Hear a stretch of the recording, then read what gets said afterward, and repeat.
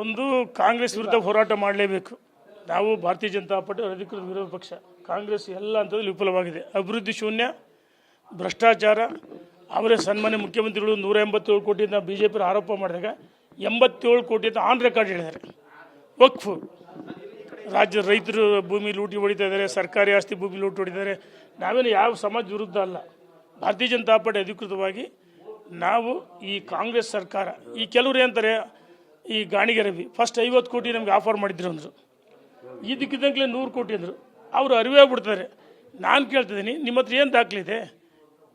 SIT ಮಾಡಿದಿರಿ, ಆದರೆ ಇದಕ್ಕೆ SIT ಮಾಡಿರಿ. ಯಡಿಯೂರಪ್ಪನ ವಿರುದ್ಧ ರಾಜಕೀಯ ಪ್ರಯತ್ನ, ನೀವು ಕೋವಿಡ್ ಒಳ್ಳೆ ಕೆಲಸ ಮಾಡಿ ಅವ್ರ ವಿರುದ್ಧ ನೀವು SIT ತನಿಖೆ ಮಾಡಬೇಕು ಅಂತ ಹೇಳ್ತೀರಿ. SIT ಕ್ಲೀನ್ ಚೀಟ್ ಕೊಡ್ತು ನಾಗೇಂದ್ರಗೆ. ಇದನ್ನು ಒಂದು ತನಿಖೆ ಮಾಡಿರಿ. ಎಲ್ಲ ತನಿಖೆ ಸಂಸ್ಥೆಗಳು ನಿಮ್ಮ ಕೈಗಿಲಿದೆ. ಇಡಿ ವಹಿಸ್ರಿ, ದೊಡ್ಡ ಮಟ್ಟದ ಅಮೌಂಟ್ ಸ್ಕ್ಯಾಮ್ ಆಗಿದೆ, ಅಥವಾ CBI ಕೊಡ್ರಿ ಅಂತೇಳಿ ಒತ್ತಾಯ ಮಾಡೋದು ಮೊದಲನೇ ಅಂತ. ಇನ್ನು ರಾಜ್ಯದಲ್ಲಿ ಭಾರತೀಯ ಜನತಾ ಪಾರ್ಟಿ ಅಧಿಕಾರಕ್ಕೆ ಬರಬೇಕಂತ ನಮ್ಮೆಲ್ಲರ ಅಪೇಕ್ಷೆ ಇದೆ. ವಿಜೇಂದ್ರ ಅಧ್ಯಕ್ಷರಾಗಿ 1 ವರ್ಷ ಆಯಿತು. ಬೂತ್ ಅಧ್ಯಕ್ಷ ಮನೆಯಿಂದ ಹಿಡಿದು ಮೈಸೂರು ಮೂಡ ಹಗರಣ ಪಾದಯಾತ್ರೆ ಮಾಡಿದರು. ಅಧಿವೇಶನದ ಒಳಗೆ ಹೊರಗೆ ಒಂದು ವಾಲ್ಮೀಕಿ ಹಗರಣ, ನಿಗಮದ ಹಗರಣ, ಯಡಿಯೂರಪ್ಪನವರು ವಾಲ್ಮೀಕಿ ನಿಗಮ ಮಾಡಿದ್ದು, ವಾಲ್ಮೀಕಿ ಮಹರ್ಷಿ ಅವರು ಗೌರವ ಕೊಟ್ಟು ಮಾಡಿದರು.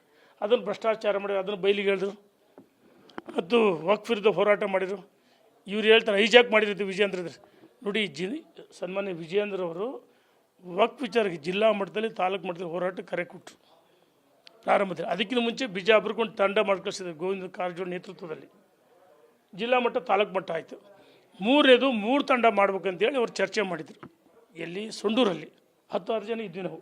ಇದನ್ನು ಅಂತ್ಯ ಮಾಡಬೇಕು ಅಂತೇಳಿ ಅವ್ರು ಮಾತಾಡಿದ್ರು. ಬೆಂಗಳೂರಲ್ಲಿ ಕೆಲವರು ಮೀಟಿಂಗ್ ಕರೆದಾರೆ.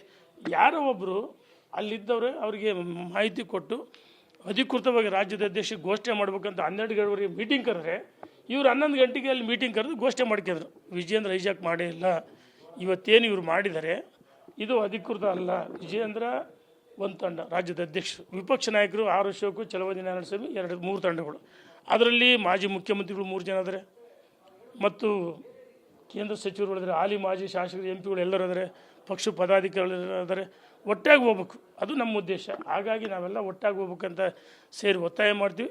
ಅನಿವಾರ್ಯವಾದರೆ ಕೇಂದ್ರದ ವರಿಷ್ಠರನ್ನು ಭೇಟಿ ಮಾಡಿ, ಅನಿವಾರ್ಯ ಆದರೆ ಬನ್ನಿ ಅಂತ ನಾವು ವಿನಂತಿ ಮಾಡ್ತೀವಿ. ನಾವೇನು ಅವ್ರ ವಿರುದ್ಧ ಇದು ಸಭೆ ಅಲ್ಲ. ರಾಜ್ಯದ ಅಧ್ಯಕ್ಷರು ಅಧಿಕೃತ ತಂಡ ಮಾಡಿದ್ರೆ ಎಲ್ಲ ಒಟ್ಟಾಗಿ ಹೋಗ್ಬೇಕು, ಅಧ್ಯಕ್ಷರು ಕೈ ಬಲಪಡಿಸ್ಬೇಕು. ಮುಂದೆ ಭಾರತೀಯ ಜನತಾ ಪಾರ್ಟಿ ಅವ್ರ ಸಾರಥ್ಯ ಅಧಿಕಾರಕ್ಕೆ ಬರ್ಬೇಕಂತ ಎಲ್ಲರ ಅಪೇಕ್ಷೆ ಇದೆ. ಈ ನಾಡಿನ ಜನ ಬಯಸಿದರೆ ಇವರೆಲ್ಲ ಒಂದು ಕಡೆ ಗೊಂದಲ ಸೃಷ್ಟಿ ಮಾಡಿದರೆ ಈ ಗೊಂದಲ ಕಡಿವಾಣ ಹಾಕ್ಬೇಕಂತೇಳಿ ನಾವು ಸೇರಿದ್ವಿ. 17 ಜನ ಸೇರಿದ್ವಿ. ಇವತ್ತು ಇನ್ನು ಭಾಳ ಜನ ಬರೆದ್ರು. ನಾಳೆ 2 ದಿವಸ ಪ್ರೊಟೆಸ್ಟ್ ಇದೆ ಜಿಲ್ಲಾ ಮಟ್ಟದಲ್ಲಿ.